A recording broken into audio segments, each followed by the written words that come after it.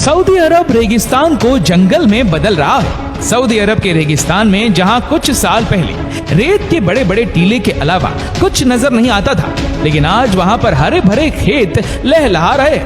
आखिर रेगिस्तान की ये काया पलट हुई कैसे? आखिर सऊदी अरब को क्या जरूरत पड़ गई अपने रेगिस्तान को हरियाली से भर देने की? तो चलिए जानते हैं आज की इस वीडियो में। सऊदी अरब का नाम आते ही आंखों के सामने दूर तक फैले रेगिस्तान नजर आते हैं, इसीलिए तो इसे डेजर्ट किंगडम कहा जाता है। 2000 स्क्वायर किलोमीटर के क्षेत्रफल के साथ ये दुनिया का 14वां सबसे बड़ा देश है, लेकिन इतने बड़े एरिया में केवल 5% एरिया ऐसा है जिसमें आबादी है। बाकी के 95% में वीरान रेगिस्तान है, जहां पर केवल रेत के टीले हैं और धूप के साथ धूल भरी आंधियां। इतने बड़े देश में एक भी बड़ी नदी नहीं बहती जिसमें साल भर पानी भरा रहे। साल भर की बात तो दूर है, 150 मिलीमीटर की बारिश भी नहीं हो पाती, जिस वजह से पीने के पानी की इस देश की सबसे बड़ी समस्या है। जब इस देश की जमीन ने तेल उगलना शुरू किया, तब इस देश की इकोनॉमी रॉकेट की स्पीड से बढ़ी, लेकिन उनकी कुल कमाई का 80% से ज्यादा हिस्सा केवल खाना और पानी में ही चला जाता था। लेकिन सऊदी का केवल 1.5% हिस्सा ही खेती के लिए उपयुक्त था, क्योंकि खेती के लिए जो चीज सबसे ज्यादा जरूरी है वह है पानी। और इतने से एरिया में सिंचाई करने से पूरे देश का 80% से ज्यादा पानी खर्च हो जाता। ऐसे में हरे भरे लहराते खेत इस देश के लिए खूबसूरत सपना ही था। लेकिन अगर आप सऊदी अरब के नक्शे को जरा जूम करके देखेंगे तो आपको वहां खूबसूरत हरे भरे सर्कल दिखेंगे, जिसे देखकर आप सोच में पड़ जाएंगे। आप सोचने लगेंगे कि ये ग्रीन सर्कल्स है क्या? आपको बता दें कि ये सऊदी में विकसित किए गए खेत हैं। जी हाँ, सऊदी के किसान हर तरह के फल, फ्रूट और अनाज की खेती करते हैं। रेगिस्तान के बीच शाम से लहराते हुए ये खेत देखकर सऊदी लोगों को बहुत सुकून मिल रहा है। और ये खेत 35,000 स्क्वायर फुट किलोमीटर, जो कि क्षेत्रफल में नीदरलैंड से भी बड़ा इलाका है। लेकिन ये मुमकिन कैसे हुआ? दोस्तों, सऊदी अरब हमेशा से ऐसा नहीं था। सैकड़ों साल पहले यहाँ पर भी खूब बारिश हुआ करती थी, लेकिन फिर जलवायु परिवर्तन के कारण यहाँ पर धीरे धीरे बारिश बंद होने लगी और फिर ये जगह रेगिस्तान बनती चली गई। लेकिन इनकी सतह में आज भी ग्राउंड वाटर के रूप में पानी मौजूद है। ऐसा कहा जाता है कि सऊदी में जब कुआं खोदा जाता है तो पानी की जगह तेल निकलता है, और पानी निकालने के लिए पाताल तक की गहराई तक खुदाई करनी पड़ती है।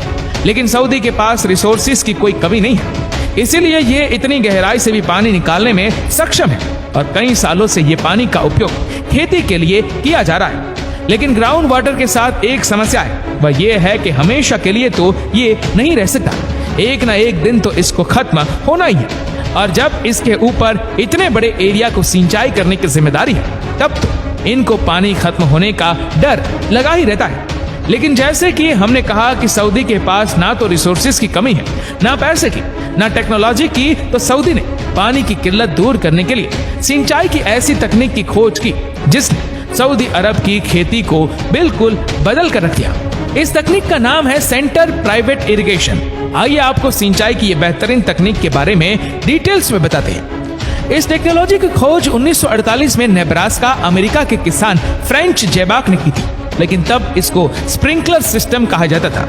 1952 में इस तकनीक को सेंटर पाइवेट के नाम से पेटेंट करवाया गया। इससे सिंचाई करने के लिए सऊदी अरब में खेतों का आकार गोल बनाया गया। इस प्रक्रिया में फव्वारे स्प्रिंकलर के माध्यम से पूरे खेत में पानी स्प्रे करते हैं। चलिए अब इसको थोड़ा और डिटेल में समझते हैं। सिंचाई की इस विधि में सबसे इंपॉर्टेंट पार्ट एक बड़ा सा गोल पाइप होता है, जो कि पूरे स्प्रिंकलर सिस्टम को सपोर्ट करता है। इसे हम सेंटर पाइवेट इरिगेशन का बैकबोन भी बोल सकते हैं। इस पाइप में इक्वल डिस्टेंस पर 2 नोजल लगे हुए होते हैं, जिससे आसपास के फसल पर पानी छिड़का जाता है। नोजल के साथ जुड़ा पाइप एक समान स्पीड से घूमता रहता है, जिससे कि नोजल से निकला पानी एक समान मात्रा में पूरे खेत में फैल जाए। इस पाइप की मदद से पूरे खेत में एक साथ पानी लिया जा सकता है। नोजल से पानी एक समान मात्रा में निकलता है और वह एक समान तरीके से खेत को कवर करता है। इस वजह से आपको पूरे खेत में अलग अलग से पानी लेने की जरूरत नहीं पड़ती है। इस सिस्टम से 133 से लेकर 160 एकड़ तक के एरिया की सिंचाई की जा सकती है। इस टेक्नोलॉजी से ग्राउंड वाटर को खींचने के लिए बहुत शक्तिशाली मोटर का इस्तेमाल करना पड़ता है। स्प्रिंकलर नोजल को जमीन के पास लगाया जाता है, जिससे सूरज की धूप की वजह से पानी भाप बनकर कम उड़ पाता है। इसकी मदद से न केवल सिंचाई की जाती है, बल्कि पेस्टिसाइड और केमिकल का भी छिड़काव किया जा सकता है। इस तरह ये टेक्निक एक परफेक्ट फार्मिंग टेक्निक साबित हुई है। जब इस टेक्निक की खोज हुई तब इसे टेक्नोलॉजी के फील्ड की बहुत बड़ी जीत भी कहा गया था। और इस टेक्नोलॉजी ने सऊदी अरब यानी रेगिस्तान कहे जाने वाले देश को हरा भरा बना दिया। और इस वजह से आज सऊदी अरब अपनी फूड संबंधी जरूरतों के मामले में आत्मनिर्भर बन चुका है। लेकिन इस तकनीक से खेती करना आसान तो हो गया, लेकिन समस्या का समाधान नहीं मिला। ये पानी कभी ना कभी तो खत्म होगा ही। लगातार उपयोग होने की वजह से पानी भी खत्म होने की कगार पर आ चुका है। अपने देश में पीने के पानी की कमी दूर करने के लिए सऊदी अरब ने अरेबियन सागर के खारे पानी को फिल्टर करना शुरू कर दिया। ये काम आसान नहीं था और उसमें खर्च भी बहुत ज्यादा था, लेकिन सऊदी के पास और कोई दूसरा रास्ता नहीं था। आने वाले समय के खतरों से निपटने के लिए सऊदी ने कई योजनाएं बनाई। वेस्टर्न पेनिनसुला का एक प्रोजेक्ट इसी प्रोसेस की एक कड़ी है। ये वह एरिया है जहां पर कई कबीले के लोग रह रहे थे। इनकी हालत बहुत खराब थी। यहाँ पर ना पीने का पानी था, ना ही दूसरी सुविधाएं। सऊदी के प्रिंस ने जब ये देखा तो यहाँ के विकास के लिए एक नए प्रोजेक्ट की नींव रखी। स्टैनफोर्ड यूनिवर्सिटी के फार्माकल्चरिस्ट स्पेकमैन और मोना हमदी ने इस प्रोजेक्ट के लिए काफी काम किया। स्पेकमैन ने यहाँ के लोगों के बीच बैठकर विकास के ऊपर विचार किया। उन्होंने चेक डैम का निर्माण करवाया, जिसमें उस एरिया में खेती की जा सके, और होने वाली बारिश के पानी को स्टोर करने के लिए नए नए प्रोजेक्ट उन्होंने चलाए। उन्होंने पानी के स्ट्रीम फ्लो को भी लागू करवाया, जानवरों और पक्षियों को सुरक्षित रखने के लिए पार्क बनवाए, और उन्होंने इस एरिया को हरा भरा बनाने के लिए काफी सारे पेड़ भी लगाए। लेकिन उनका यह प्रयास एक बार में सफल नहीं हुआ। उन्होंने कई सारे प्रोजेक्ट में काफी सारा पैसा खर्च किया, लेकिन बारिश ने उनका साथ नहीं दिया। कम बारिश की वजह से 2016 में इस प्रोजेक्ट को बंद कर दिया गया। लेकिन कहा जाता है कि अच्छी नीयत से किए गए काम का फल जरूर मिलता है। बस ऐसा ही कुछ इस प्रोजेक्ट के साथ भी हुआ।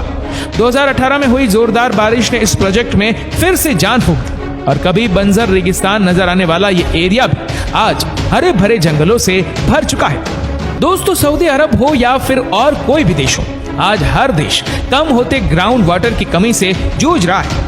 वाटर लेवल लगातार कम होता जा रहा है और खतरे की घंटी लगातार बढ़ रही है। इसमें जरूरी है कि हम सब वक्त रहते सावधान हो जाएं और पानी को बर्बाद करना बंद कर दें, ताकि हमारी आने वाली पीढ़ी को बूंद बूंद पानी के लिए तरसना ना पड़े।